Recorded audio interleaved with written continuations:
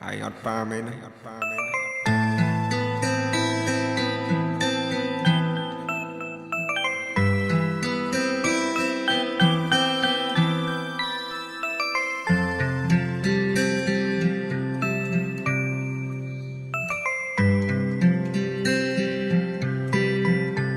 ខ្ញុំត្រូវរស់នៅអត់បាន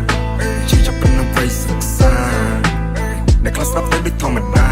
លើធម្មតាបើសម្រាប់ខ្ញុំមិនធម្មតានៅក្នុងសាលាពូនឹងព្រួនខ្ញុំដែរព្រោះពីបានរសាក៏បងក៏បញ្ហា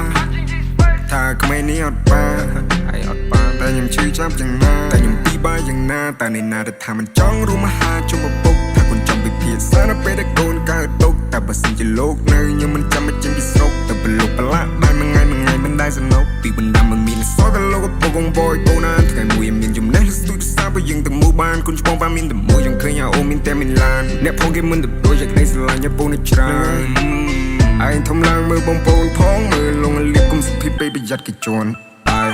កុំអឺពេកកុំអាងពេកមកល្មមមកកូនពូជថាកុំរៀនលួចថាកុំរៀនបងឆ្លងតែមួយជំហានទៀតជោគជ័យមុនធ្វើអ្វីធ្វើលយមកនៅក្នុងតំបន់វងតន្ត្រីត្រៀមពីសម្ដែងយាយថ្មីមកប៉ាឥឡូវខ្ញុំមានអីគ្រប់យ៉ាងហើយខ្ញុំធំហើយខ្ញុំដោះស្លាប់ហើយ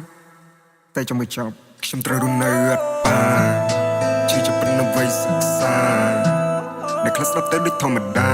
លើធម្មតាបើសម្រាប់ខ្ញុំមិនធម្មតានៅក្នុងសាលាពូនឹងព្រួនខ្ញុំដែរព្រោះពីបានរសាក៏បងក៏បញ្ហាថាក្មេងនេះអត់បាន